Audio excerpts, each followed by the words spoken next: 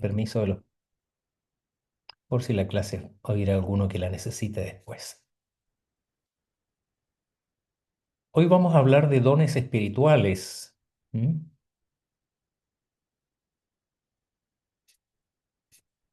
Mira, al principio, indirectamente vamos a tocar el tema de los dones espirituales, digo, porque al hablar de esto, en realidad lo que vamos a hablar es de el liderazgo, la formación de líderes en las iglesias.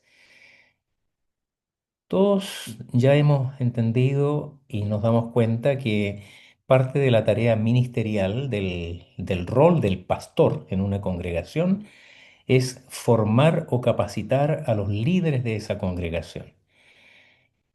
La tarea de un pastor no es hacer el trabajo, quizás ustedes han oído esa frase que alguien inventó alguna vez y quedó para la posteridad: los pastores no paren ovejas, sino las ovejas paren ovejas.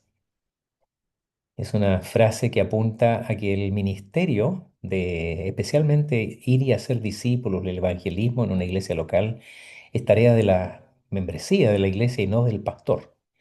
Algunos suponen que eso es una tarea del pastor y las ovejas deben llegar motivadas por una buena predicación, y no dudo que eso sea así. Indudablemente una buena predicación por sí mismo es un atractivo, un elemento poderoso para atraer personas nuevas interesadas en estudiar de manera saludable las Sagradas Escrituras. Pero la tarea principal del pastor es capacitar a las ovejas, es llevarla a un punto en que ellas mismas sean entrenadas y desarrollen los dones que el Espíritu Santo puso en cada uno. Eso es parte de la tarea pastoral: elegir, designar, formar y capacitar líderes. Como dice el apóstol Pablo en su carta a los Efesios 4, capítulo 4, versículos 11 al 13: y él mismo constituyó a unos apóstoles, a otros profetas, a otros evangelistas, a otros pastores y maestros, a fin de perfeccionar a los santos para la obra del ministerio, para la edificación del cuerpo de Cristo. No puede ser más clara la escritura. Ahí habla claramente de cuál es el propósito de preparar a estos santos, capacitarles, elegirles, porque el propósito no es una capacitación en sí misma, no para que las personas se llenen de orgullo intelectual y digan cuánto sé de las Sagradas Escrituras, sino que haya frutos en su vida, especialmente en el trabajo ministerial.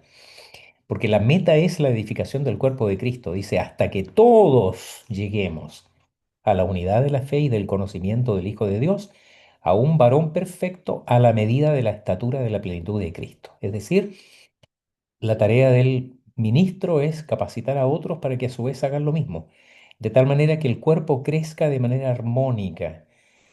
Es cosa de imaginar cómo sería un cuerpo, hablo de un cuerpo humano, y de hecho llamamos a eso un fenómeno, una anomalía del desarrollo, si un niño tiene una macrocefalia.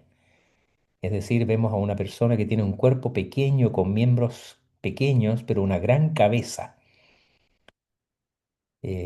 Algunos han querido representar a algunas iglesias reformadas, muy adoctrinadas, muy eh, expertas en doctrina, ¿no? Que han hecho de la formación intelectual un gran baluarte.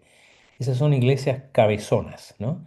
Un cuerpo pequeño, con bracitos y piernas muy cortos porque no se mueven mucho, no van a la misión, pero sí tienen una gran cabeza. O bien un cuerpo con una cabeza pequeña, brazos y piernas cortos, pero un gran abdomen. Háganse la idea de un cuerpo humano con un gran abdomen.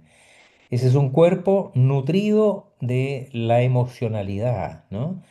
Los apetitos se satisfacen ahí, todos los anhelos del alma están llenitos de buena comida, de todo lo que es placeroso, agradable, buena música. Incluso la predicación es atractiva por cómo me hace sentir, más que por cómo forma mi mente. Son predicaciones impactantes, pero impactan también los afectos, el corazón, el ánimo. Son verdaderas arengas, ¿no? O bien está ese cuerpo que tiene una cabeza pequeña, un abdomen pequeño, pero brazos y manos muy grandes, muy desarrolladas, a punta de trabajo. La obra social, el activismo, el ir a las cárceles, a los hospitales, a las postas, llevar alimento, una gran preocupación por la obra social, pero poca preparación intelectual y del corazón.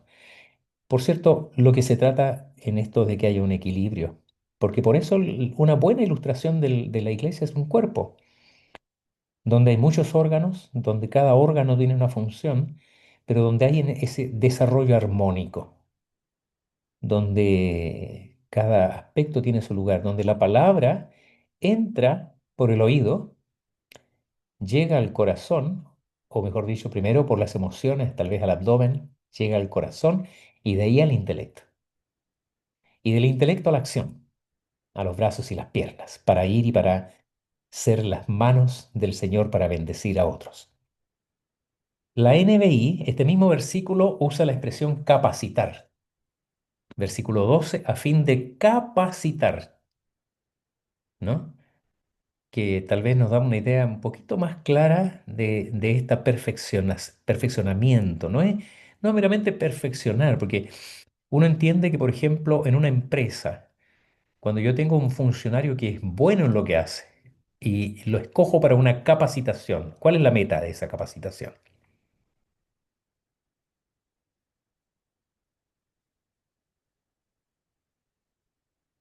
¿Cuál es? Ustedes saben, ¿sí? que Cla- pueda, que pueda instruir a otros, capacitar a otros, Ya, reproducir es lo una que ha aprendido posibilidad. Si es bueno en lo que hace, tal vez el y, gerente y que, o el claro, sea encargado, eficiente, sí, alcance las metas, los logros. él dice, bueno, aquí tengo que multiplicar ese talento, tengo que tener otras personas como él. Entonces va a poder formar a otros y por cierto, para hacer incluso más eficaz la tarea que hace. Para eso se capacita. Eh, y un buen líder es uno que puede delegar funciones en terceros hasta el punto en que él puede incluso llegar a asumir otras responsabilidades, porque una persona de su confianza está completamente a cargo de aquella función que él hacía y puede descansar en que esa persona lo va a hacer de manera apropiada. Y eso aplíquenlo a la vida de la iglesia, en el caso de que el pastor que tiene que enseñar, que tiene que liderar, que tiene que motivar, evidentemente ese pastor se va a fundir rápidamente. ¿Qué es lo que observó el suegro de Moisés cuando lo fue a ver ahí al reino que él estaba desarrollando, trabajando con el pueblo de Israel? Lo llama y le dice, tú te vas a volver loco. Tú no puedes estar administrando todo este pueblo. Nombra jefes de centenas, de decenas, que ellos hagan el trabajo y tú resuelves solamente lo más importante, lo que ellos no puedan resolver. Entonces, esta delegación de funciones, esta formación de otros formadores, es tan antigua como el Antiguo Testamento, el pueblo de Israel saliendo de Egipto, ¿no? Y, y es muy interesante. Hace un par de años atrás yo tomé un curso de liderazgo y formación de equipos de trabajo, hecho por el TVUC de la Católica. Y, y me llamaba mucho la atención leer en este curso muy moderno, como digo, en la versión del año 2023 de este curso, grandes autores de logística empresarial y de liderazgo y de capacitación de empresas, tomando principios que están en las Sagradas Escrituras. Y ellos no lo saben, pero muchos de los principios que hoy se aplican ya estaban en las Sagradas Escrituras. ¿M? Entonces, enfocándonos en la función docente de los pastores, a los que llamamos con justa razón presbítero docente, unido al hecho de que el ministerio de la oración y de la palabra son parte esencial del ministerio, entendemos que la formación de líderes es una de las funciones más relevantes del ministerio pastoral en una iglesia local. Quiero enfatizar esto porque cuando la palabra dice que se hizo necesaria la formación de diáconos en la iglesia ahí en el libro de los Hechos, capítulo 6, lo que estaba ocurriendo es que los ministros, los apóstoles, estaban, además de la oración y el ministerio de la palabra, estaban ocupados de servir a las mesas. No porque servir a las mesas sea algo inferior, no porque sea un servicio de segunda categoría, sino que simplemente no corresponde con el rol al que el pastor está llamado. Hay iglesias en las que los pastores prenden estufas, encienden luces, sacan polvo de las bancas, em, ordenan, preparan todo. Y la iglesia llega cuando ya está todo preparado y el pastor a veces es el último en irse porque es el que tiene que cerrar, apagar luces, desenchufar equipos, poner llave, apagar estufa. Y de nuevo, no es que sea una tarea indigna, pero algo está mal ahí. Alguna vez leí que si yo tuviera que irme mañana de mi iglesia y la iglesia colapsa sin el pastor, es que no hice una buena pega. Si el pastor tiene que salir así intempestivamente de su iglesia y la iglesia colapsa, es que ese pastor no ha hecho su pega. Él tiene que trabajar de tal manera que si él saliera bruscamente de ese lugar, la iglesia continúe y continúe bien, porque tiene las personas formadas para ello. Nadie puede ni siquiera remotamente pensar que el pastor es un buen pastor porque las hace todas y porque todas las cosas que hace las hace bien. Este pastor predica, enseña, dirige el grupo de alabanza, toca un instrumento, canta y es un buen coach, un buen animador. Sus bautismos, ceremonias de matrimonio, hasta los funerales son preciosos, ¿no? Pero un director, pero extraordinario. ¿Y qué pasa si se va? Esa iglesia queda sin el hombre estrella. Es muy complejo cuando las iglesias son centradas en una persona, cuando todo gira en torno a ese super pastor. Y es una bomba de tiempo que en cualquier momento va a reventar. Y pueden pasar dos cosas. Que el pastor tenga que salir por alguna razón intempestiva, una situación de disciplina, una cuestión moral que a veces pasa, o, recibe un llamado, es tan bueno que viene la grúa y se lo lleva a otra iglesia. O bien puede pasar también que ese pastor colapse. Yo no sé si les comenté esto, pero hace algún tiempo leí de un pastor que renunció a su iglesia local. Creo que se los había comentado. Predicó su último sermón un domingo y dijo, ya no soporto más porque esto que piden de un pastor es sobrehumano. En ninguna parte del mundo se le pide a una persona que sea bueno en todo lo que hace y que tenga que hacer múltiples funciones, y todas ellas con excelencia, y de todas se le pide cuenta, y en todas se espera que rinda al máximo. Y no son una, son tres, cuatro, seis, siete funciones diferentes. Y eso es sobrehumano. Y este pastor dijo, ya simplemente no Entonces, no aguanto. hizo bien su trabajo. Si tuvo que renunciar es porque no Claro, hizo ahí bien. algo estaba mal. Yo no puedo decir en el caso de él en particular si hizo bien o mal las cosas, pero yo creo que esa es una mirada que muchas iglesias tienen sobre sus pastores, infelizmente.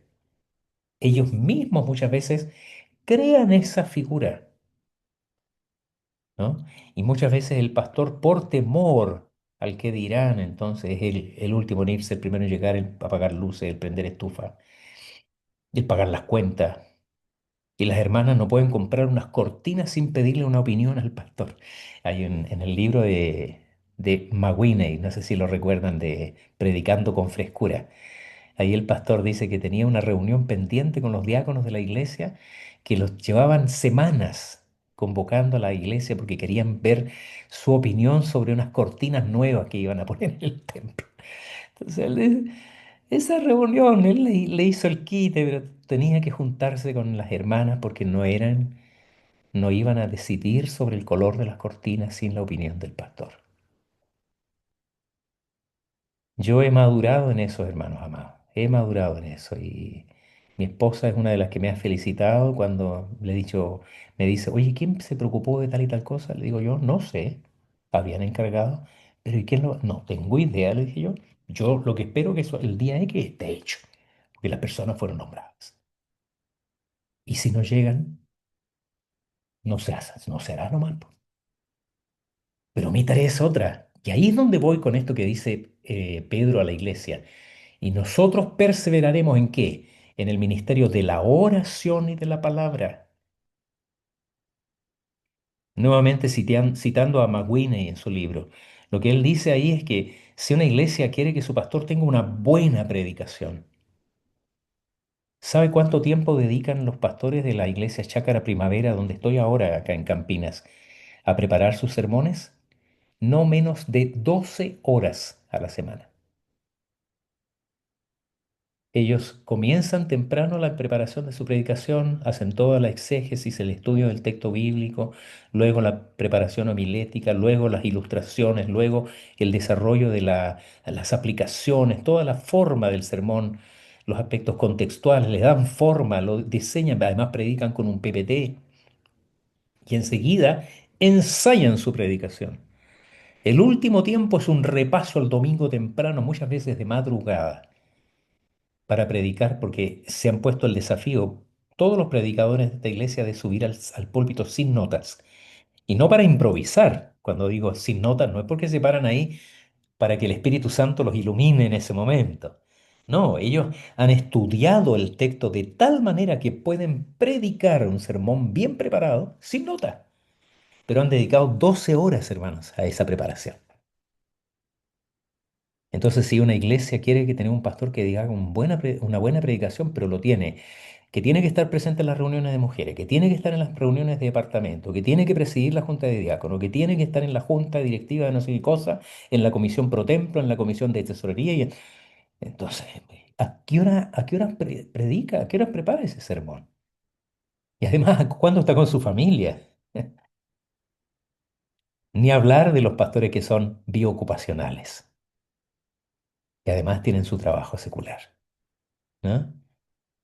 Es simplemente de locos entonces que no hay una formación de líderes. Jesús mismo da una lección al respecto, ¿no? Él es el gran ejemplo del formador de equipos de trabajo. Él dedicó 3 años de su vida ministerial a formar a 12 personas, no solo a 12, en realidad sabemos que le acompañaba un número cercano a las 100, 120 personas. Eran sus discípulos, sus alumnos. Y eran eso, la palabra discípulo es uno que está aprendiendo a los pies del maestro. No es meramente una persona que lo va a oír, no es uno que lo está imitando, que está aprendiendo de su ejemplo. Es como el aprendiz en el taller de carpintería.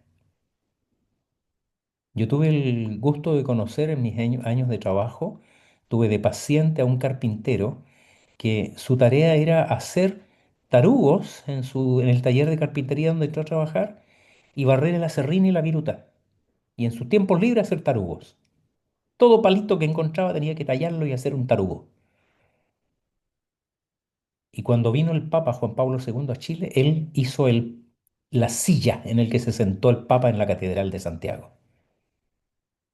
Él aprendió con sus maestros desde cero hasta ser un maestro eh, mueblista de calidad. Eso hace un maestro, generalmente supera incluso a sus profesores, ¿no? Un discípulo, perdón. Entonces, la formación de líderes, el Señor lo notó y fue tan dedicado en esa tarea que pasó toda una noche orando a Dios. Ya tenía mucha gente que lo seguía.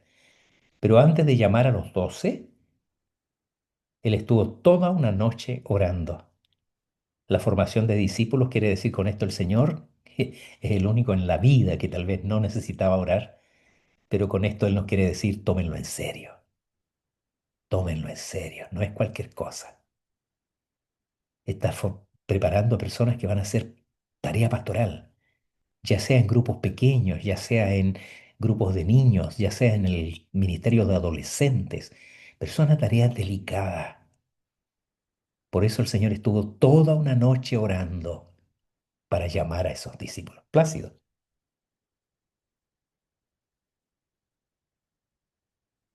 Con audio.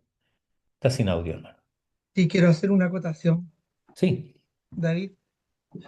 Recuerda que yo en el verano estuve de oyente en la reunión, la asamblea del sínodo, sí. este verano.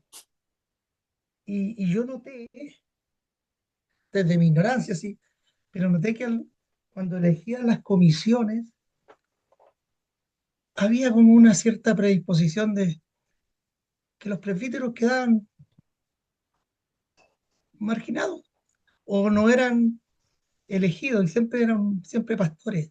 Mm, ¿Ahí hay algo o es una impresión mía nomás? Que por esto de la delegación de funciones, lo digo. claro. Sí, ese es un mal en la iglesia. Mira, por un lado, yo voy a ser súper claro, pero hago un pequeño paréntesis aquí para responderte, Plácido, ¿ah? Porque creo que tocaste un punto interesante, pero tal vez se escapa un poco del propósito de esta clase. Pero yo por un lado, creo que uno de los elementos propios de la democracia en la Iglesia Presbiteriana de Chile, hablo en las iglesias presbiterianas en general, es que llegado el momento de elegir, no se elige por cargo, sino por las cualidades personales. Y yo soy por formación o deformación, si tú te gusta más, soy enemigo de las cuotas, ¿no?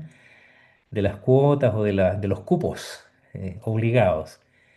Ni de género, ni de cargo, ni de nada, ni de origen, ni de pueblos indígenas. No, para mí las personas deben ser electas por sus capacidades. Entonces, si en una asamblea donde hay pastores y presbíteros se proponen nombres, se eligen los que fueron elegidos. Punto. No, no me gusta la cuota de tantos pastores, tantos presbíteros.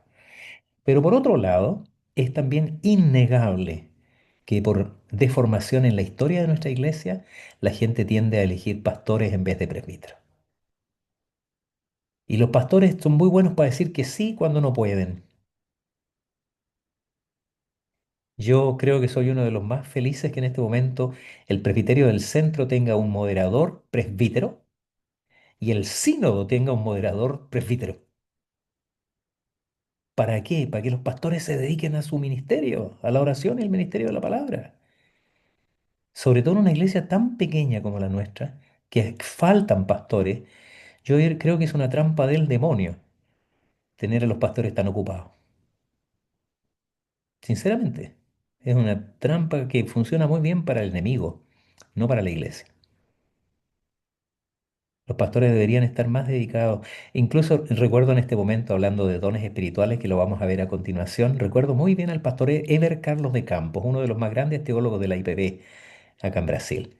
Él decía, si el estatuto lo permitiera, yo feliz dejo la presidencia del consistorio en las manos de un presbítero.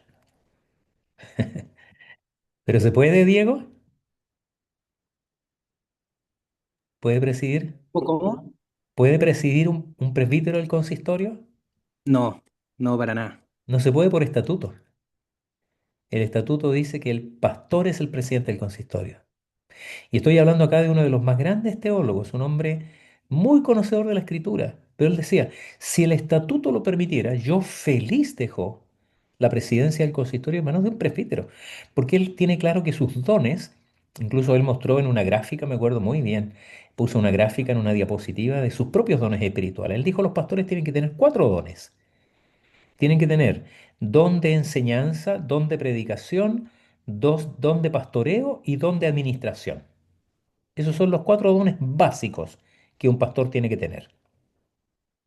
Enseñanza, predicación, pastoreo y administración o liderazgo. Y cuando puso los suyos, él dijo, ¿cómo se distribuye en mi caso? Dijo, el más fuerte, enseñanza. Era un profesor, él, académico, muy bueno. Poquito más abajo, predicación. Un poco más abajo, o bastante más abajo, pastoreo. Me acuerdo que él decía que una de las cosas que no tenía era el don de misericordia. No soportaba los malos olores, no podía entrar a un hospital porque los olores le producían náuseas. Atender o ir a ver a un enfermo que estaba desasiado o con olores de infecciones nauseabundas. Para él era intolerable. Entonces me decía él, es claro que no tengo el don de misericordia. Decía, hay una hermana en mi iglesia que tiene el don de misericordia. Ella va, atiende a una persona con escaras, le cambia ropa, la baña, la limpia, la deja bonita, soporta el mal olor, los fluidos infectados, todo eso. Tiene el don de la misericordia. Yo no lo tengo. Y en último lugar, decía él, tengo el don de la administración, el más bajo de todos. Tanto es así, esto es confidencial, va a quedar grabado, pero no lo copian, que él pasaba toda la plata de su renta a su señora. Él no administraba un peso. Si quiere una pastilla de menta, decía, tengo que pedírsela a mi esposa, porque era pésimo administrando, pero era salvaje enseñando y como teólogo. Uno de los más grandes, les de esos que escriben libros que dicen, acá en Brasil dicen esos libros que se paran solos, que tú los dejas así de lado, y quedan parados. Es un monstruo escribiendo, enseñando. Pero entonces él decía, si el estatuto lo permitiera, yo dejo la presidencia en las manos de un presbítero. ¿Por qué no? Pero bueno, el estatuto no lo permite. Créanme que yo en parte también pienso igual, ¿eh? Solo que ahí yo peleo un poquito con los dones. Creo que algo de administración también el Señor me enseñó. ¿M? Bueno, en suma, elegir líderes en la iglesia es una tarea seria que no debe hacerse accidentalmente ni en forma descuidada, debe ir acompañada de mucha oración. Y hablando de oración, esto lo aprendí de un pastor bautista que estuvo hace 2 años atrás en una actividad que se llamó Chispas. Diego estuvo ahí en Chispas, si no me equivoco. El pastor Miguel Lima, pastor bautista, él decía, me preguntó, ¿hay reunión de oración en tu iglesia? Sí. ¿Quién dirige esa reunión? Una hermana tal o cual. No, pues me dijo. Las reuniones de oración en la iglesia las debe dirigir el pastor. El pastor es el principal responsable tanto del ministerio de la predicación como del ministerio de oración. Y tomando un poco eso en serio, hermanos, junto con un pastor de la avanzada en Loprado de nuestra iglesia, iniciamos una reunión de oración a las 6 de la mañana, todos los días, de lunes a viernes. Y nos vamos alternando un día él y otro yo, y hacemos una meditación en los salmos y dirigimos la oración. Yo me tomé eso en serio y ha sido de tremenda bendición. En la iglesia lo mismo, el pastor. Miren lo que dice Edward Bounds. Esta frase a mí me mató cuando la leí en El Predicador en la oración, y la oración. Es una paráfrasis, ¿ya? Porque sé que la puso, pero no en estas palabras. Él dice, si en tu iglesia hay una persona que ora más que tú estás fallando. Y yo pensé en mi querida hermana Hilda Loaiza de mi iglesia. Arruinó mi ministerio esta hermana. No, es que no le puedo ganar. No le puedo ganar. Ora todos los días, tiene unas listas de oración maravillosas, se preocupa por el desarrollo de la situación de esas personas, llama para preguntar cómo está esa persona que está enferma, que estaba hospitalizada, que estaba grave porque estuvo orando por ella y quiere saber cómo está, si el Señor respondió. Y cuando responde la oración, la saca recién de su lista de oración. Es decir, una persona que ha hecho de la oración un verdadero ministerio. Y Bounds dice, si en tu iglesia hay alguien que ora más que tú estás mal. Y Bounds era un hombre que hablaba con autoridad sobre la oración. Él dedicaba muchas horas de su ministerio a la oración personal.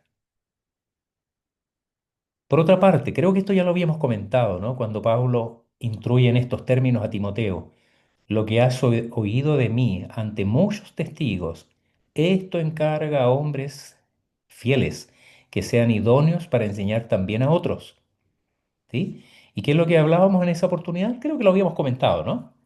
¿Sí? Que habían ahí 4 generaciones. Pablo a Timoteo, a hombres fieles y estos hombres fieles a otros. 4 grupos de personas ahí. En una cadena de transmisión del don de autoridad, de liderazgo, de enseñanza. Pablo podría haber seguido siendo la estrella y el gran apóstol Pablo. Espérense que el próximo año tenga una conferencia, preparen todo para que cuando llegue el gran apóstol Pablo haya un auditorio de gente esperando. No, Pablo formó a Timoteo, formó a Silas, formó a Apolos, a Aquila, a Priscila. Aprovechaba sus viajes, aprovechaba hasta la prisión para formar a sus amigos. ¿Para qué? Para que él no fuera imprescindible, para que otros brillaran. En eso nos recuerda también un poquito el carácter de Bernabé. Cuando Bernabé va a Antioquía, capítulo 11 del libro de los Hechos, él era el que la llevaba, él era el capacitador, el discipulador, el que enseñó a la iglesia durante mucho tiempo. Pero entonces va a llamar a Pablo, lo va a buscar a Tarso, lo trae a Antioquía y juntos enseñan a la iglesia durante 2 años.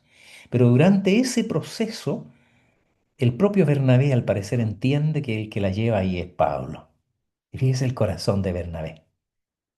Él no dice, oh, hice mal en traer a Pablo, mire, Pablito, me está quitando la pega, está llevándose la titularidad, acá todos hablan de Pablo y no de Bernabé.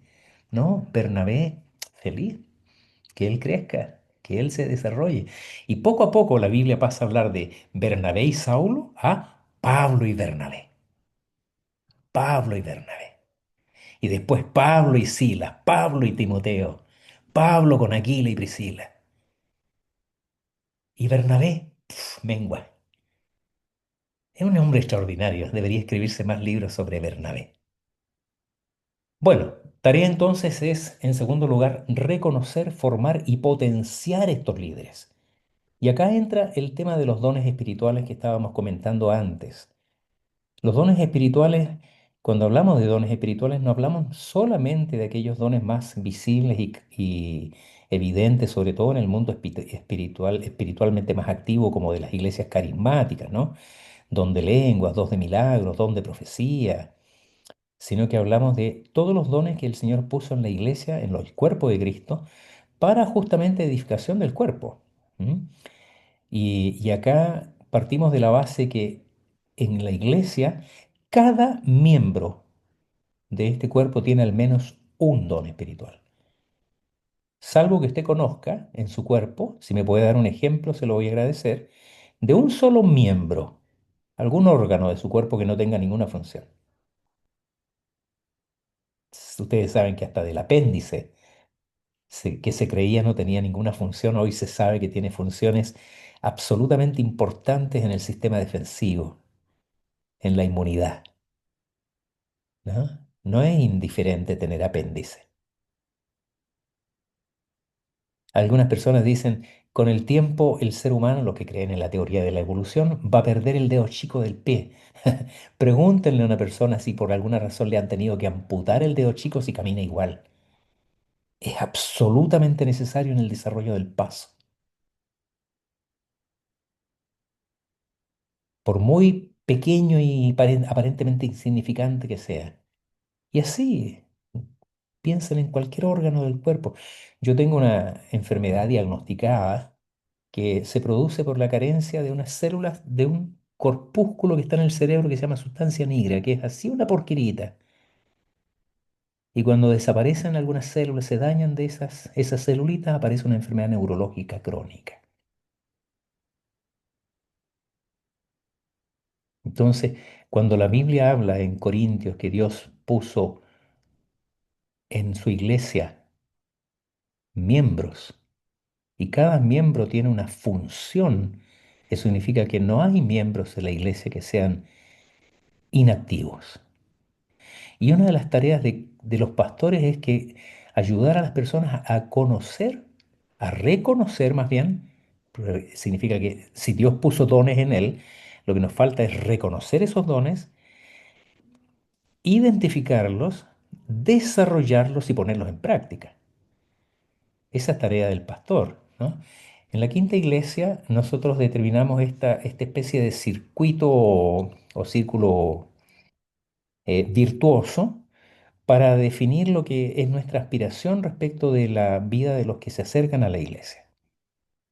Imaginamos un mundo compuesto por los no creyentes. Hemos estado discutiendo mucho acerca de, ojalá que tuviéramos más no creyentes llegando al Evangelio, ¿no? En nuestras iglesias, muchos de los que son miembros de nuestras iglesias no vienen del mundo de la incredulidad, del ateísmo, del catolicismo romano o de las sectas orientales, sino que vienen de otras iglesias evangélicas.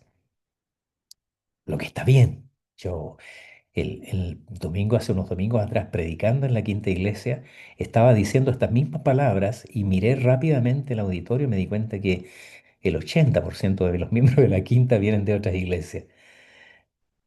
Y tuve que apresurarme a decir que los amábamos mucho y que los queremos mucho y que le damos gracias al Señor porque ellos llegaron, muchos de ellos ya creciditos, entrenados, saben tocar instrumentos, saben enseñar, predicar. Es fantástico. Pero claramente no es la tarea de la iglesia el pescar en otras peceras, es hacer discípulos de Cristo. Y había delante mío una familia que yo llamé, no desde ahí, desde el púlpito, pero yo hablé de la importancia de que en la iglesia hayan prosélitos. Un hermano que es presbítero pasivo después se me acercó, pastor, la palabra prosélito me suena a política. Estoy equivocado, es un término que se usa en la política. Sí, claro. Proselitismo se llama eso, ¿no es cierto? Es traer adeptos a mi partido. Pero en la propia escritura habla de prosélito, ¿no? Cuando Pablo dice yo no he bautizado a alguno, salvo a este que era un prosélito de Antioquía, ¿no? Prosélito significa uno que es añadido, de pros, ¿no? Añadir, acercar, ¿m? Al pueblo, al laos, proslaos, prosélito. Entonces, ojalá nuestras iglesias se llenaran de prosélitos. ¿Quiénes son los prosélitos? Personas que llegaron al evangelio de nada, del ateísmo, de la incredulidad. Y delante mío había una familia. Y cuando terminó el culto, me acerqué a ellos y los abracé y les dije, ¿cómo están mis prosélitos? Se rieron. Porque ellos llegaron así. Les cuento brevemente. Un día me llama una persona, una mujer, después se agregó su esposo a la conversación. Querían casarse. Llevaban 15 años viviendo juntos. Tienen tres hijos, un hijo ya de 15 años y dos hijas de 9 y 6 años. Después de 15 años, ellos dijeron un día, ¿sabes qué? Estamos mal así. Nosotros no deberíamos estar conviviendo, deberíamos formar un matrimonio como corresponde. Y hablaron con una amiga de ella y ella los envió a hablar conmigo. Cuando me contaron que querían casarse, yo hice algo que a algunos pastores, colegas del ministerio no les gusta mucho, pero yo no les digo nunca que no a los que no son de la iglesia. Yo les digo, qué bueno, me alegro. ¿Cuándo nos juntamos? Vengan a mi casa. Los invité a mi hogar. Mi esposa y yo siempre nos preocupábamos de tener algo rico, ella prepara alguna cosita, les tenemos cafecito, un juguito, qué sé yo. Y enseguida entonces yo les presenté el Evangelio, porque parto siempre de ahí. Y ambos, con lágrimas en los ojos, entregaron su vida al Señor. Entendieron que para ese propósito Dios había puesto eso en sus corazones. Y efectivamente después se casaron. Y hoy participan de la iglesia, están preparándose para ya pasar a ser miembros en plena comunión. Hicieron un discipulado, enviaron a sus hijas a campamento de niños. Entonces yo le digo, ellos son prosélitos y ojalá nuestras iglesias tuvieran muchos prosélitos. No creo que ya algo de esta historia les había contado. Y tenemos entonces que esas personas llegan a la iglesia ¿cómo? A través de el evangelismo. Comentaba con Ricardo y aprovecho de invitarles a ustedes también, si tuvieran interés, en nuestra iglesia vamos a hacer un taller de evangelismo personal de todo un día. Cuando yo hice esa capacitación fue toda una semana de capacitación, pero hemos condensado eso en una actividad de todo un día con la esperanza de que después siga habiendo un trabajo personal, de desarrollo, de estudio, pero la idea es que las personas puedan decir, ¿cómo comparto mi fe con otras personas? ¿Cómo inicio una conversación? ¿Cómo respondo a las dudas que las personas tienen? ¿Cómo respondo a las objeciones que las personas plantean? Que la Biblia es un libro de hombres, que hay muchos dioses, que la Biblia tiene muchas prohibiciones. No creo en la vida, en la vida después de la muerte. No, que la ética cristiana está llena de fallas, que la iglesia está llena de hipócritas. Bueno, ¿cómo trato con esas objeciones? ¿Cómo salto las objeciones de las personas para ir a lo esencial que es el mensaje del Evangelio llegando a su corazón? Bueno, si esa persona recibe a Cristo en su corazón, estamos apenas en la meta, perdón, en el punto de partida. Es un recién nacido. ¿Ah? Para que no se les olvide nunca, les voy a contar algo real. En la clínica Madre e Hijo, que era una clínica que la iglesia presbiteriana tuvo muchos años, ahí nació mi hija mayor, me contaba una de las matronas más antiguas de la clínica. Ella no ejercía como matrona, sino que era algo así como una anfitriona. Era como la dueña de casa que recibe, que se preocupa del bienestar de las personas. Y era una persona muy encantadora. Y me contaba un día que cuando la iglesia, la clínica tenía ya algunos años de funcionamiento, llegó un día una familia que era un matrimonio que era, trajo a nacer su bebé ahí y era primer hijo, primer nieto, primer bisnieto, primero todo, ¿no? Primer sobrino. Y cuando nació vino mucha gente a verlo y llenaron la pieza de ajuares, bolsas con regalos y flores y qué sé yo. Y 2 días después, cuando se iban a la casa, llegaron varios autos, una familia que tenían recursos, en ese tiempo no todos tenían autos, llegaron varios autos, entonces empiezan a llevar cosas a los autos y se va la mamá y se va el papá y los abuelos y qué sé yo. Y cuando dejan la clínica, entra un auxiliar a la pieza a hacer el aseo. Y adivinen lo que encontró esa auxiliar encima de la cama. Ya lo imaginaron, la guagua. Se había ido toda la familia y habían dejado la guagua en la clínica. Por supuesto, ella dio aviso inmediatamente. La guagua estaba bien, dormía plácidamente. A los 10 minutos, chirriando los neumáticos, llegaron toda la familia a buscar la guagua. Fue anécdota, ¿no? Cada uno pensó que iba con la mamá, el otro con el papá y con los abuelos y dejaron la guagua ahí. Tristemente, eso es lo que pasa con muchos recién nacidos en espiritualidad, ¿no? Y presentamos el Evangelio y creemos que una decisión por Cristo, la confesión del pecador es suficiente y no nos preocupamos de qué pasa después.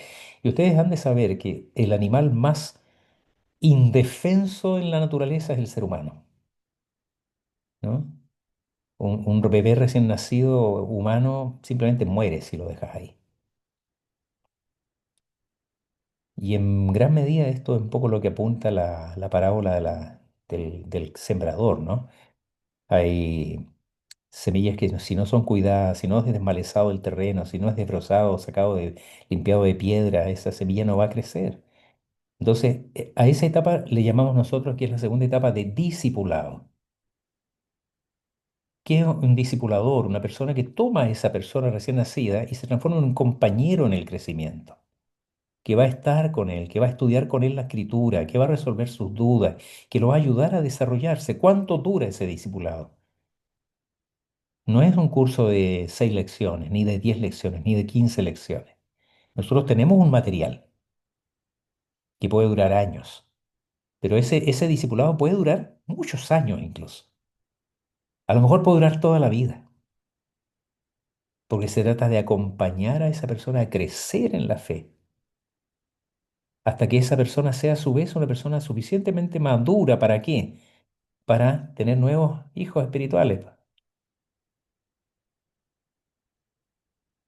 El pastor Ricardo Agreste, que es el anfitrión acá en las conferencias, decía un día, nada muestra mejor en la vida de una persona su madurez que ser padre o madre.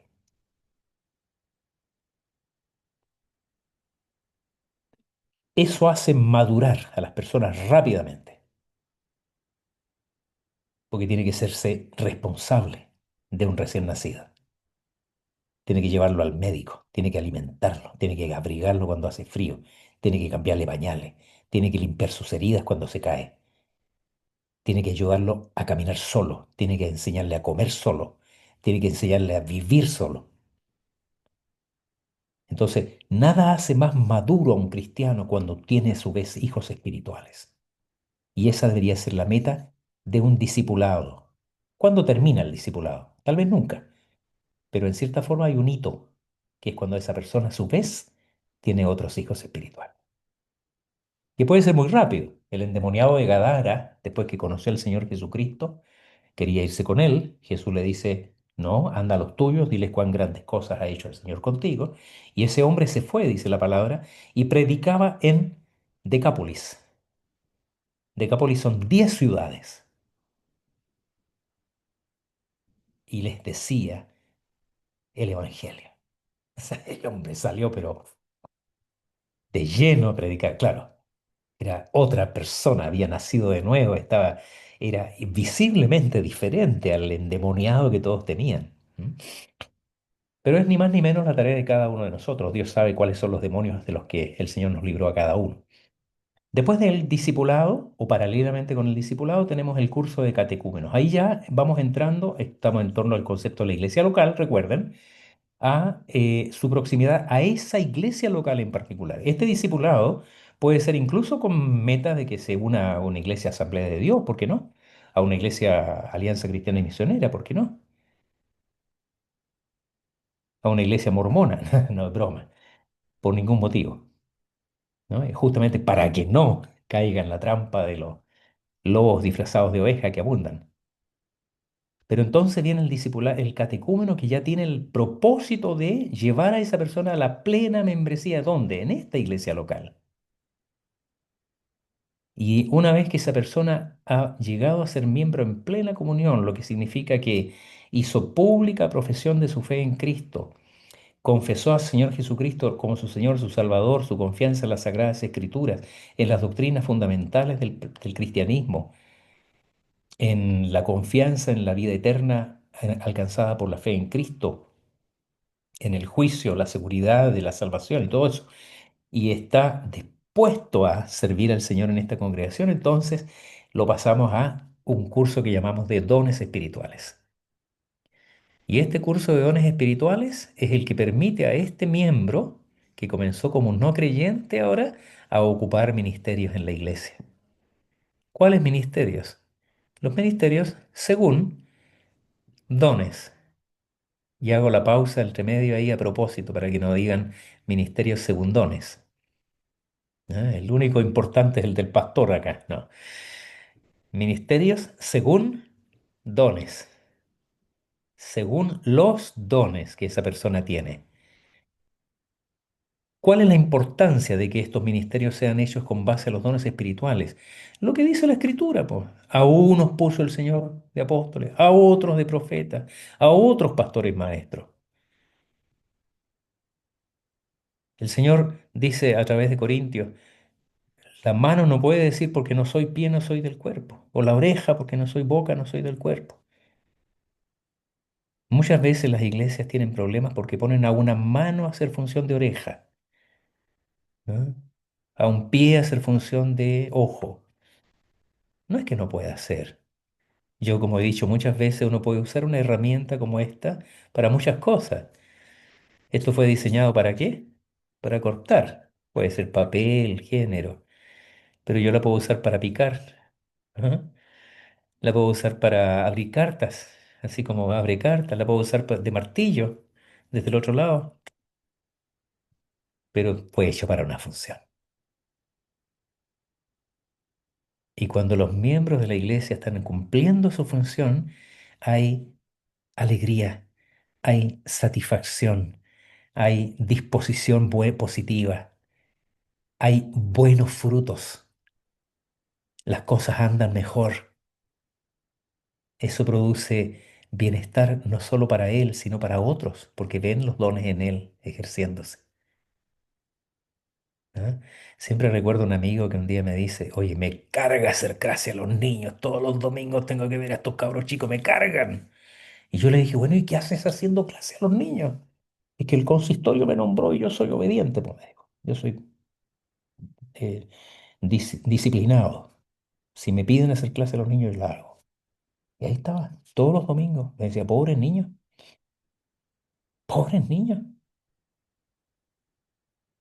Sea honesto, dígale al señor, al consistorio mejor, ¿sabe qué? No es mis dones.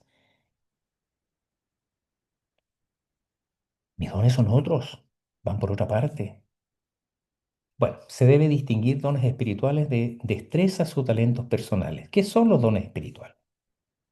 Acá viene la palabra don en la Biblia de carismata, carisma. La palabra carisma, si en forma singular, significa un don, como el don de la gracia de Dios.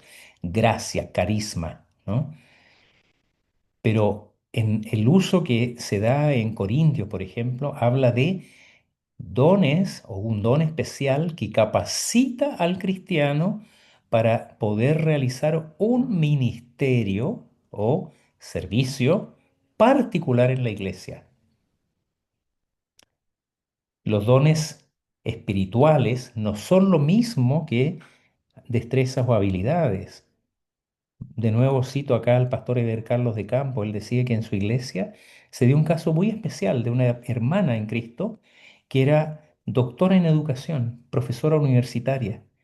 Era amada por sus alumnos en la universidad, premiada, reconocida, y en la iglesia no sirvió para enseñar. Ustedes dirán, pero ¿cómo puede ser eso posible? Sí, es posible. Ese era es un talento en ella, era una habilidad dada por Dios, por cierto. No hay nada que Dios no nos dé. Pero su don espiritual en la iglesia no era la enseñanza, eran otros. Y hasta que ella no reconoció esos dones espirituales que el Señor puso en ella para servir, para ministrar en el cuerpo, ella estaba perdiendo su tiempo como maestra y no estaba haciendo un trabajo edificante. En el mundo teológico reformado no siempre hay coincidencia en esto de separar habilidades de talentos, ¿no? Eh, de lo que son habilidades o talentos más bien de los dones espirituales. Yo creo que Dios da ambos. Si yo tengo habilidades para tocar la guitarra, que algo tengo, es un talento que Dios me dio, indudablemente, pero yo no tengo el don espiritual de tocar la guitarra. ¿Se entiende? Ahora, pudiera ser que yo sirva al Señor, porque tengo un don de servicio, con el talento de tocar la guitarra en el ministerio de alabanza. Y voy a estar ahí contra viento y marea, si esté lloviendo, aunque haga frío, porque tengo el don de servicio. Otros tienen el talento de tocar la guitarra como, u otros instrumentos. Yo me acuerdo de un abogado que tuve de paciente que él me decía que tocaba bandoneón y era muy bueno, pero tenía el bandoneón debajo de la mesa del comedor. Después de un día agitado en tribunales, de largas jornadas de trabajo, él llegaba a su casa, la persona que servía en su casa le servía la cena, él comía. Luego metía su brazo debajo de la mesa, sacaba su bandoneón, se echaba para atrás y tocaba para su deleite. Un ratito ahí. Nada que decir, inobjetable. Pero el don es para servir. ¿Ah? Aquí hay varios textos que hablan de los dones espirituales dados por Dios para el servicio. Éxodo 31, 35, 35, 31, 35, 36, 1. Eduardo, habla nomás. Sí, profesor, una consulta. Respecto a esto mismo de los dones que podamos apreciar en otros. Ujú. Eh, pero si hay algún hermano, digamos, que tenga problemas con ciertas, eh, a ver, como por ejemplo el paidobautismo, que hay algunos hermanos que tengan problemas con eso, que no esté de acuerdo. Pero vemos que si tienes dones, ¿no? Podemos elegirlo para, para enseñar, aunque sea otras cosas. Si tiene ese don o ese don espiritual, pero no está de acuerdo con una de las, o le cuesta asimilar esto, como Eh, este ejemplo que le acabo de colocar. Mira, No. quiero invitarte a todos, digamos, creo que como pasó delante, esta pregunta corro el riesgo que nos saque un poquito del foco de la clase, pero no por eso no voy a contestarla. Creo que es pertinente tu pregunta, Eduardo. Solo señalar que aquí hay que distinguir muy claramente, porque yo creo que es un error que se comete muy a menudo, esto que llamamos iglesia local, que es lo que está señalado gráficamente con este dibujito aquí al centro, que a su vez hace parte de una denominación, en nuestro caso la iglesia presbiteriana, de lo que es la iglesia visible o la iglesia universal. ¿sí? Cuando una persona, por medio del bautismo, es admitida en la comunión del cuerpo de Cristo, no solo se está haciendo miembro de mi denominación, de hecho no se está haciendo miembro por el bautismo de mi denominación, sino que te está haciendo parte del cuerpo místico de Cristo, esparcido por toda la faz de la tierra. Se está uniendo en la fe a cristianos en Nepal, en India, en Egipto, en África, en Europa, en Canadá y en todo nuestro país. Esparcido por sobre toda la faz de la tierra y con muchas denominaciones. Y cada denominación, aparte de nuestra común fe en Jesucristo, tiene sus propios énfasis doctrinales y características particulares, que no nos hacen más o menos hermanos, pero que están hechas de tal manera que nos permiten trabajar juntos. Cuando hablamos de las funciones de los credos y confesiones, una de las características que tienen los credos y confesiones es que nos permiten trabajar juntos, alineados, sin problemas ni roce. Entonces, si esa persona, como tú dices, ves que tiene el don para enseñar, pero no acepta el paito bautismo, pero él quiere ser una persona reformada en doctrina, yo le diría, hermano, ¿tú no estarías más cómodo en una bautista reformada? A lo mejor por ahí va tu cosa. Pero si tú insistes en ser miembro de esta iglesia presbiteriana, tienes dos posibilidades. O estudias más a fondo el tema hasta convencerte del país de bautismo, o tienes que ser suficientemente honesto para decir no es mi denominación. Pero yo no voy a hacer cambiar una denominación que tiene además 500 años enseñando esto, y no por capricho, sino por convicción teológica, bíblica. Porque eso es lo otro que yo creo que tenemos que tener muy claro, hermanos queridos, no por vanagloria. Yo sé que un día a lo mejor en la eternidad el Señor nos va a decir, miren hermanos presbiterianos, ustedes estaban equivocados en hartas cosas. Permítanme decirle que en esto estaban súper perdidos. Pero yo no toleraría que el Señor nos diga, oye, ¿sabe qué? Fueron negligentes en estudiar la palabra, descuidados, caprichosos, se movieron por modas. No, esto no es moda. Esto es algo que la iglesia ha estudiado concienzudamente a lo largo de 500 años y tiene en común con todas las iglesias presbiterianas en el mundo. Y no solo los presbiterianos, sino que con los metodistas, con los metodistas pentecostales, con los anglicanos, con los luteranos. Entonces, no es una doctrina caprichosa. Entonces, si esa persona, después de estudiarlo mucho, simplemente no se convence, es que él pertenece al cuerpo de Cristo, pero no es presbiteriano. ¿Mm? Y no sé si te complico o te ayudo con mi respuesta. No, está bien, me ayuda porque a veces suceden cosas así que vemos que hay gente que igual tiene esos dones y la diferencia que hace usted entre don y talento, Ahora, que para algunos, imagínate una situación práctica. Ya, vamos a decirle a esta persona ya, mire, vamos a hacer cuenta que no oímos que no cree en el pacto bautismo y lo vamos a elegir de miembro igual. Y viene una asamblea y lo proponen para presbítero. El hermano tiene presencia, es contribuyente efectivo y sistemático, sabe enseñar, es influyente, tiene buenos dones de liderazgo. Y una persona lo propone como presbítero, tiene apoyo y sale elegido. Y luego viene la primera ceremonia de bautismo y tiene que bautizar a un bebé y el pastor lo pide ahí que se ponga al lado con la agüita, ¿no? Y este hermano, ¿qué va a hacer? Le va a decir, no, pastor, yo no creo en eso. Delante de toda la iglesia. No me pida eso, pastor, porque yo sería cómplice de un error teológico. ¡Qué espanto más grande, po! O que fuera profesor de catecúmeno. Imagínate. Y tiene que enseñar sobre los sacramentos y le toca hablar del bautismo. Va a dejarla embarrada. Entonces, yo tengo amigos bautistas, a quienes amo mucho, y sé que nunca en la tierra nos vamos a poner de acuerdo sobre ese tema. Lo único que yo a ellos les pido es que respeten nuestra posición, así como yo respeto la de ellos. Que no nos digan A nosotros bromas porque bautizamos guagua, nos hablan de moja guagua, ¿no? No, con respeto, porque esto es una enseñanza seria, seria, que tiene mucho fundamento, ¿no? Ricardo.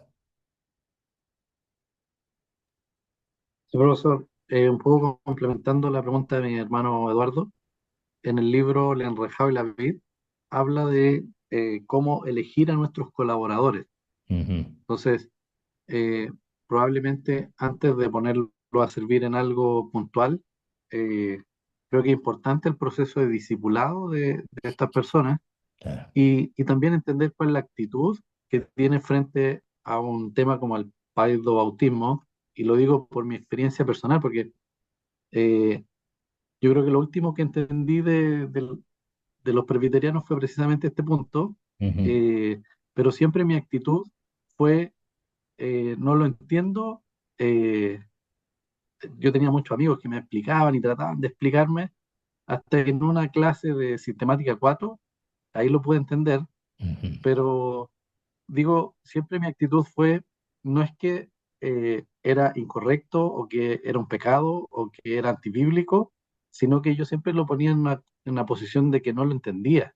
claro. Eh, Eras honesto. entonces, me compartían material, me compré libros, hasta que en algún momento el Espíritu Santo hizo su obra y lo pude comprender.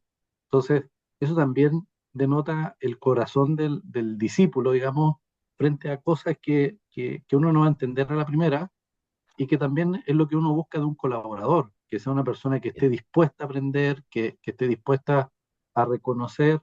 Y en ese proceso de servicio también es interesante ver cómo se desenvuelven estas personas, porque, ok, supongamos que yo tengo esa duda personal, muy íntima, pero eso no significa que yo voy a estar haciendo, y voy a usar la palabra que ponía el hermano Plácido al principio, proselitismo de esto, sino que yo lo voy a poner en oración, quizás mi pastor, mi consejero lo va a saber, Mm, eh, y esto también lo uno a otros temas, como podría ser, ¿qué pasa si ese hermano es homosexual, por ejemplo? mm, Y sin poner en el mismo nivel ambas cosas, pero como dice el libro de John Stott que estamos leyendo en otro ramo, eh, hay cosas que uno tiene que compartirlas con personas precisas y también con la actitud correcta mm, frente a estas luchas o cosas que uno pueda tener, tanto ya sea algo doctrinal, algo personal o cualquier ámbito.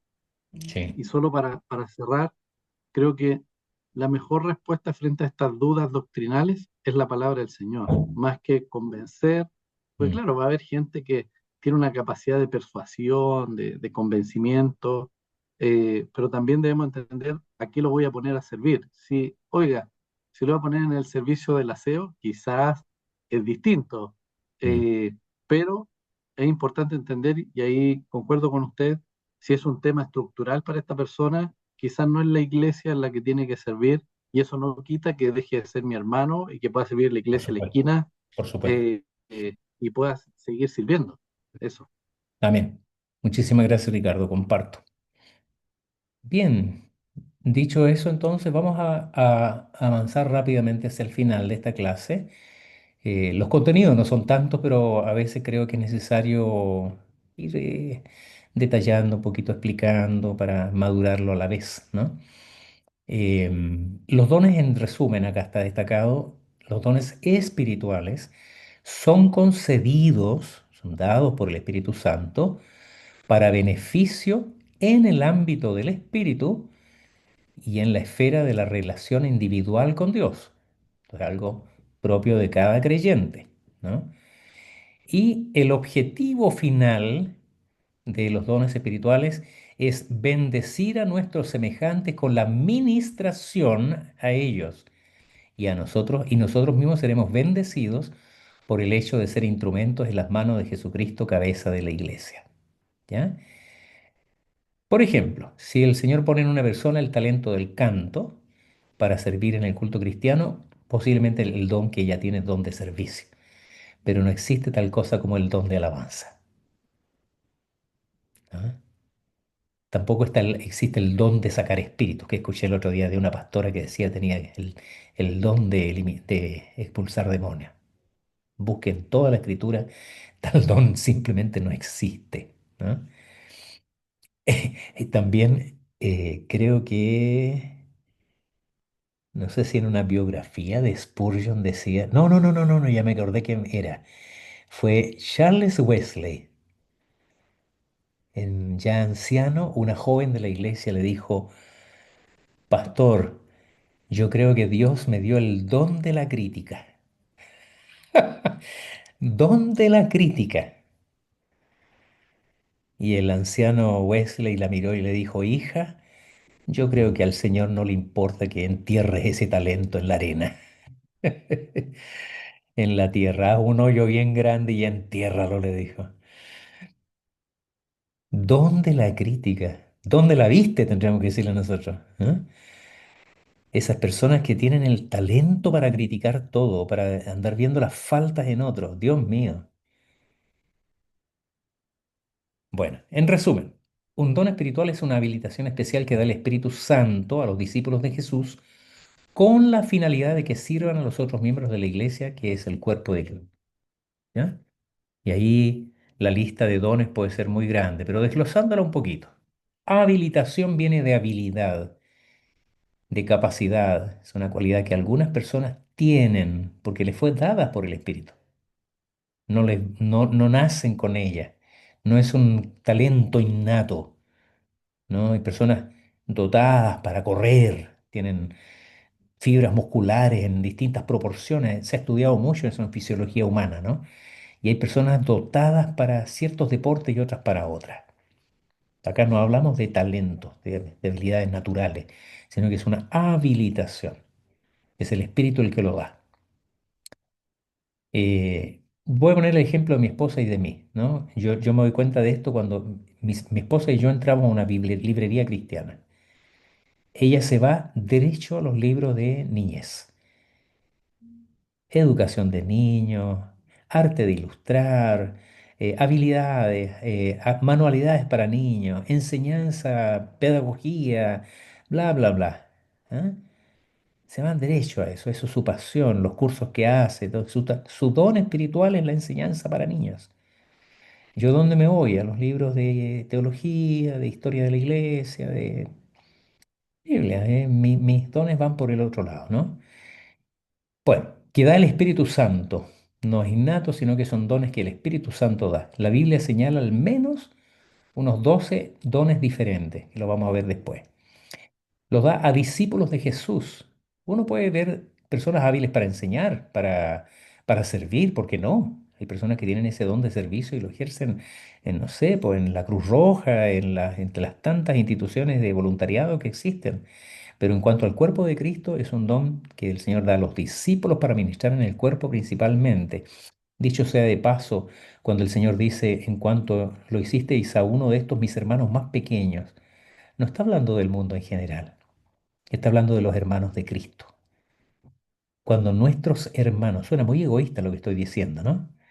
Pero son cuando nuestros hermanos están en prisión, cuando nuestros hermanos están enfermos. Hay una preocupación especial del creyente que tiene el don por los miembros del cuerpo de Cristo, lo que no significa que no vamos a servir en otros ámbitos. Cada uno de nosotros está llamado también a servir a la comunidad, ser hospitalario, mostrar el carácter de Cristo en nuestras vidas, en todos lados. Pero es principalmente el don espiritual para ministrar en el cuerpo de Cristo. Servir a otros miembros ya está implícito en todo lo que hemos estado diciendo. Ya hablamos de la diferencia entre dones y talentos. ¿Cuáles son los dones espirituales? Una lista básica. Acá yo les voy a pedir que ustedes mediten en esto. Tal vez para la próxima clase me comenten si conocen otras listas o si echaron de menos algunos, ¿no? Servicio, misericordia, fe, sabiduría, ciencia, enseñanza, presidencia, predicación o profecía, don de profecía, pastoreo, exhortación, aquí están los dones espirituales en la consejería, evangelismo. Pregunta, ¿echaron de menos alguno? ¿Alguno que ustedes conozcan?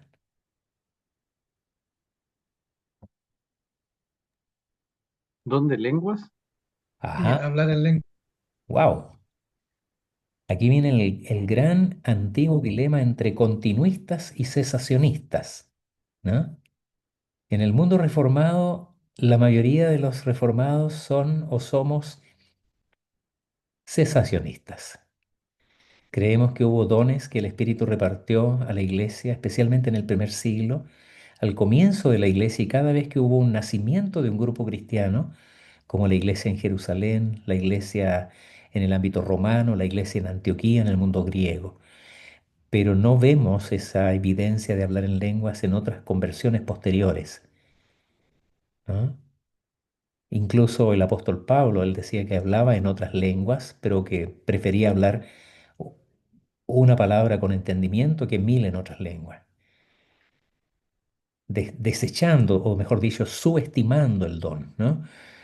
Y lo otro, hermanos, no quiero detenerme mucho en esto, pero claramente la Biblia cuando habla de lenguas, acá no habla de glosolalia como se entiende hoy día en el mundo carismático como un lenguaje ininteligible. De hecho, yo estoy escuchando a un hermano, creo que es colombiano, Biblia Libre, unos videos en YouTube muy buenos.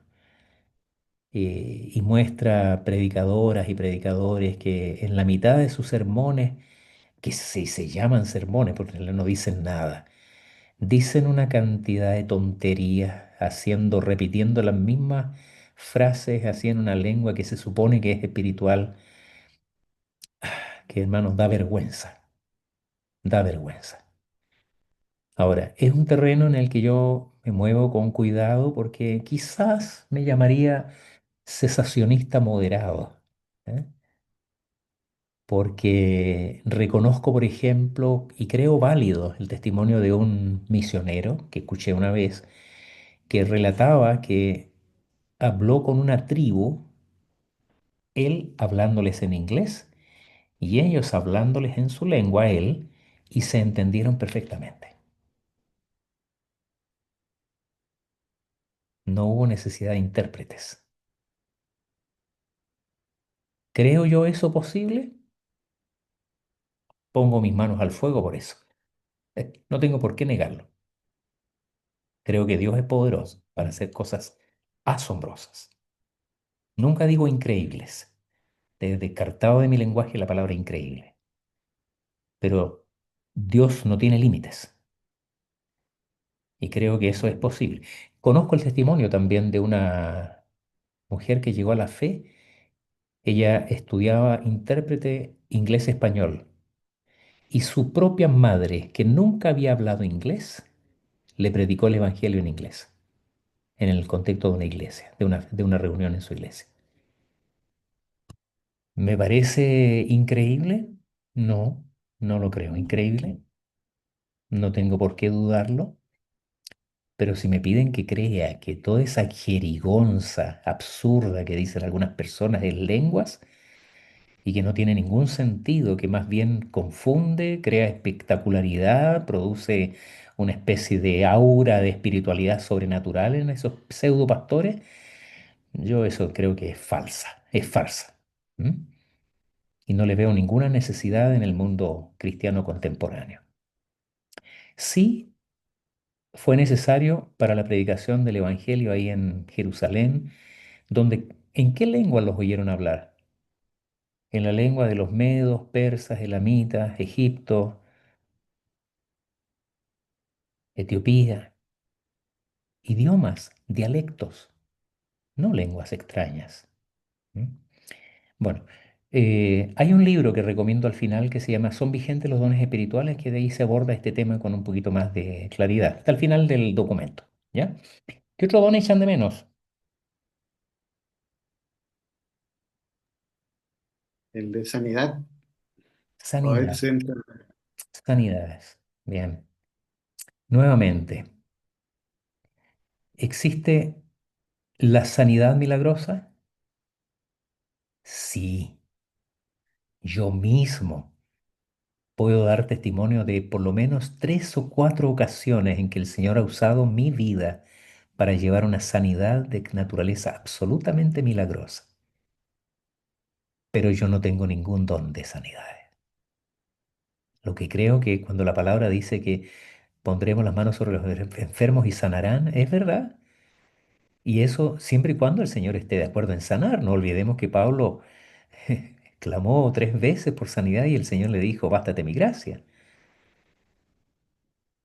Por lo tanto, ¿creo en milagros de sanidades? Sí, pero no puedo ni siquiera imaginar, hermanos amados, la falta de respeto inconcebible que hay de anunciar con 2 meses de anticipación una actividad en el Parque O'Higgins de sanidades. Fíjese que le hacemos una agenda al Espíritu Santo. Señor, anótate en tu agenda ahí, no te olvides, Parque O'Higgins, en febrero del próximo año, para el día 28, ¿no? En 28 de diciembre debería ser para el Día de los Inocentes, ¿no? Donde el Espíritu Santo, porque mi iglesia así lo determinó, ese día va a venir y a hacer milagros, ¿no? Es que, hermano, eso en ninguna parte de la Escritura hubo algún solo caso en que las cosas ocurrieran de esa manera. Infelizmente también es un campo abierto para el engaño, para la mentira, para la estafa. ¿Ah? Qué triste, qué cruel. El otro día miraba a un pseudo pastor sanando a un niño de una parálisis espástica. Primero por ignorante, porque no tenía idea de lo que era una parálisis espástica. Pensó que el niño no se movía. Entonces lo acuestan en el suelo del escenario, que no era un presbiterio, no era un púlpito, era un escenario. Lo ponen en los propios mantas al pobre niño enfermo ahí. Y entonces el pastor a grito pelado hablando sobre él y el niño comienza a mover sus bracitos y sus manitos espásticas. Y entonces saltan de algarabía porque Dios había hecho mover los brazos y las piernas de ese pobre niño que siguió exactamente igual de enfermo que antes. Porque él no tenía una incapacidad de mover en absoluto, tenía una parálisis espástica, es un diagnóstico que él, ignorante de pastor, ese no tenía idea de lo que era. Entonces esas cosas avergüenzan, hermanos, y lamentablemente está lleno, ¿no? Es una de las causas por las que las iglesias están tan desprestigiadas. Hoy día no solo tenemos que lidiar contra el ateísmo, sino que contra un rechazo a la fe, a las iglesias, a los pastores. ¿M?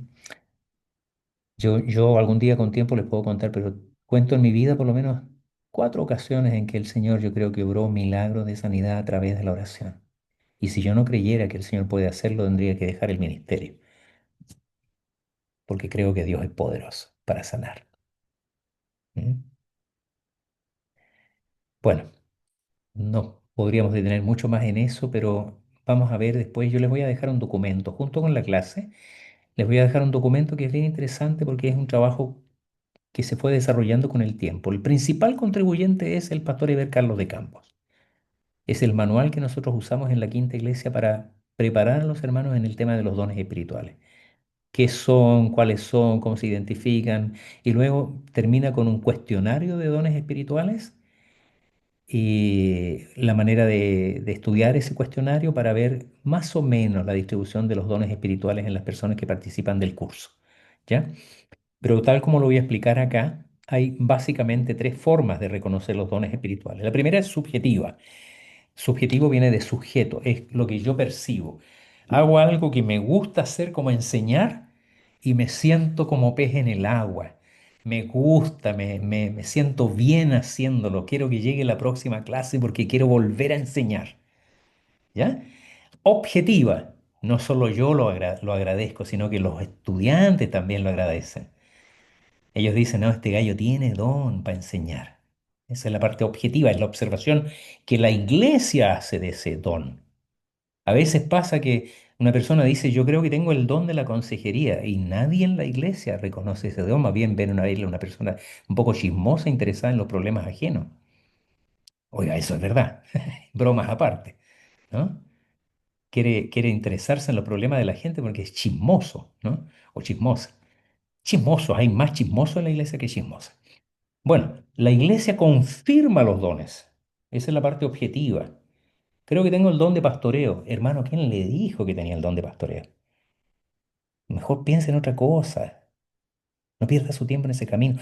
El pastor Ricardo, que cito con mucha frecuencia, dice que una de las grandes razones por las que muchos ministros abandonan el pastoreo es porque nunca debieron empezar.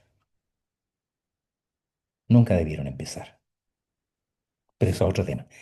Y agrego acá un tercer punto que aprendí con el querido pastor Eugene Peterson, la providencia. Porque la providencia, aparte de los otros dos, que la mayoría de los manuales hablan de los dos primeros, objetivo y subjetivo, pero la providencia del Señor también es un elemento providencial, como lo dice el término, que impulsa a una persona a descubrir y ejercitar sus dones. Tal vez faltó alguien en la iglesia para una función y ¡boom! Lo ponen a él. Y resultó que era fantástico. Y mira, la imaginación da para mucho en esto, ¿no? Pero si ustedes leen el libro de Eugene Peterson, justamente ahí saqué esta idea. eh, Memorias de un pastor, ahí él cuenta que él no quería ser pastor. Él entró al seminario porque quería ser lingüista. Él quería enseñar lenguas antiguas, latín, hebreo, griego, quería investigar, quería escribir, quería enseñar. Él no quería ser pastor y sacó su licenciatura en teología y después la maestría y después el doctorado porque quería ser académico. Pero siendo joven soltero, un día visitó una iglesia y quiso la providencia que sus ojos se detuvieran en una integrante del coro, que lo flechó inmediatamente. No la podía dejar de mirar. Quedó pero enamoradísimo sin conocerla. Y no eran los tiempos del WhatsApp, de las redes sociales, del Tinder, nada, nada, no había ninguna cosa donde llegar a ella. Así que hizo toda una investigación hasta que logró dar con el nombre de la familia, logró contactarla y la cortejó, hasta que finalmente la niña algo se interesó en él y un día conversando, él le cuenta, perdón, él le pregunta a ella que cuál era su misión, que si ella sabía para qué la había llamado el Señor. Y ella le dijo que su llamado era ser esposa de pastor. ¡Sonó! Eso lo encuentro maravilloso. Eugene Peterson quería ser académico y el Señor le puso una niña que se enamoró de él y de ella, él de ella, que su llamado en la vida era ser esposa de pastor. Y ahí uno prueba cómo el Señor a veces es casi gracioso, ¿no? En nuestra vida. Es muy ingenioso el Señor, nos sorprende. Y Eugene Peterson llegó a ser uno de los mejores pastores de la Iglesia Presbiteriana Unida de los Estados Unidos. Un gran pastor. No solo escritor, no solo predicador, no solo autor del libro, no solo traductor de las Escrituras, sino que un gran pastor, plantador de iglesias. La providencia es algo maravilloso. Bueno, lean el resto de los apuntes, ya estamos en la hora, y les recomiendo de Dave Ferguson, Formadores de Héroes. Este libro está en librerías cristianas, es un libro fácil de leer, es cortito, es barato, no es caro, la versión original en inglés era más cara, pero este está, incluso lo vi en la librería Vida Libros a muy buen precio.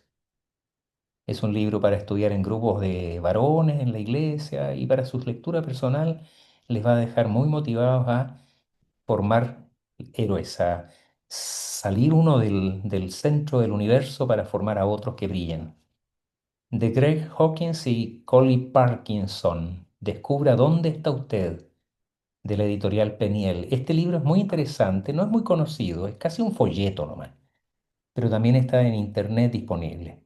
Ese libro, Descubra dónde está usted, fue encargado por la iglesia Willow Creek Community Church a estos autores. La iglesia Willow Creek, en sus mejores tiempos, hizo muchos estudios de tipo de estudios de mercado, estaba muy interesado en saber qué pasaba con la iglesia, cómo llegar a las personas, cómo llegar a un mundo que a veces era un poco reticente. Y hicieron este estudio para ver cuál era la forma en que la gente se vincula con la iglesia y cómo progresa desde no ser creyente a estar en el rol de liderazgo. Y decía que la meta de las iglesias justamente es llevar a las personas desde la periferia del servicio, es decir, donde está la comunidad circundante a la iglesia, a ser asistentes más comprometidos, líderes y llegar hasta el liderazgo más alto de la iglesia, los ancianos gobernantes los pastores. Muy interesante material, muy poco conocido. Y de Wayne Grudem son vigentes los dones milagrosos de la colección teológica contemporánea. Ustedes conocen esa colección, aborda distintos temas y ese libro aborda, creo que son 5 puntos de vista, no sé si 4 o 5, ahora no lo olvidé, sobre los dones milagrosos. Si son vigentes, si no son vigentes. Seguramente ahí habla de la cesacionismo parcial o moderado, aparte del cesacionismo y continuismo. ¿Ya? Una lectura interesante que puede ayudarles a establecer con más fundamento su propia posición. O a lo mejor los da vuelta. ¿Preguntas?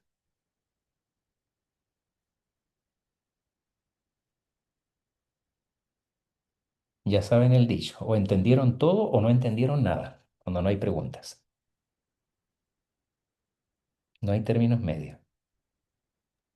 Entonces, el continuismo sería el que aboga por que todos los dones Están que vigentes. en algún momento se mencionan en la iglesia, en la Biblia están Están vigentes. vigentes, exactamente. Dones de milagro, dones de sanidades, dones de lengua, don de profecía en el sentido batídico, ¿no? ¿Qué quiere decir sentido batídico? Cuando yo pronostico el futuro. De aquí al próximo año va a venir un gran avivamiento en Santiago y la iglesia de Paine del Ricardo Méndez va a ser el que va a liderar ese movimiento y Dios va a usar al pastor Ricardo para un gran movimiento de avivamiento. En Chile lo dice este pastor. Perdonen que me ría, pero esas cosas pasan todo el tiempo. Y desgraciadamente mucha gente cree en esas cosas, ¿no? ¿Qué entendemos nosotros por don de profecía desde el punto de vista reformado? ¿Cuál era la misión de un profeta fundamentalmente? Trasladar la voz de Dios al pueblo. Dios habló, me habló por sueños, me habló en visiones, me entregó un texto, me inspiró y yo lo transmito al pueblo. Eso hacía un profeta, era la voz de Dios. ¿Qué es lo que hace un predicador hoy día? Toma la palabra de Dios y la expone al pueblo. En ese sentido es un profeta, ¿no? Y si tiene el don de profecía. Ahora, para ser honesto, yo creo que no sé si lo había comentado con ustedes, pero a mí, de nuevo, el pastor Ricardo, yo cito mucho al pastor Ricardo, el pastor Ricardo Agreste, ¿no? No es tan bueno como mi amigo Ricardo Méndez, pero algún día será tan grande como él. Este pastor Ricardo, Wow, yo pensé que estaba hablando Ricardo Méndez, por eso estaba sí, no, impresionadísimo. no, pues hice esa aclaración porque el pastor Ricardo añadió en mi comprensión un elemento interesante. Él me dijo, sí, pastor, es eso que usted dice, pero también el que tiene hoy día el don de profecía tiene la habilidad de leer los tiempos a la luz de la escritura y ver para dónde va la sociedad, ¿no?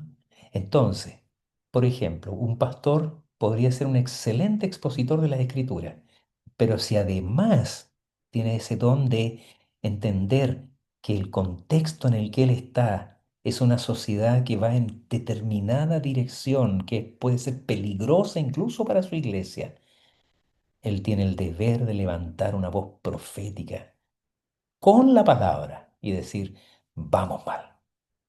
O bien adelantarse a los tiempos, entender que, por ejemplo, la juventud de hoy se comunica de una manera diferente y que si insistimos en usar los mismos recursos para enseñar a la juventud que usábamos en el pasado, sería como si en vez de esas luces que están detrás de nosotros, que están ahí arriba mío, en vez de eso siguiéramos usando lámparas de parafina, ¿no? O sea, nadie puede negar que la lámpara de parafina funciona, a lo mejor alumbra, pero pucha, eran hediondas, ineficaces, difíciles, peligrosas, llenaban de humo, eran contaminantes y no daban una luz tan eficaz, pues. Entonces, seguir insistiendo en usar los mismos recursos equivale a insistir en usar lámparas de parafina. Y eso es bueno que un predicador también lo sepa. Tal vez, yo era, por ejemplo, de los que decía, no, Dios rechazaba la utilización de imágenes visuales. El mensaje del Señor siempre fue, escucha Israel, no ve, escucha Israel. Entonces no me gustaban el uso de elementos audiovisuales. Hoy día predico con recursos audiovisuales. Me he dado cuenta que la gente retiene mejor, entiende mejor un sermón cuando está bien estructuradito. Ahora, si no hay recursos audiovisuales, tenemos que hacer lo que decían un refrán árabe.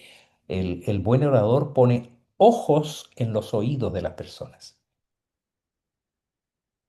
Tenemos que generar esas imágenes, pero hay un público que se mueve hoy día con esto de la imagen, el sistema digital, y ahora lo que estamos haciendo es eso, po. Estamos usando un medio audiovisual moderno y la iglesia tiene que entender para dónde va el mundo. Eso también es parte del don de profecía. ¿Ya? ¿Una iglesia fundamentalista no usaría medios audiovisuales, por ejemplo? Oh, no, por ningún motivo.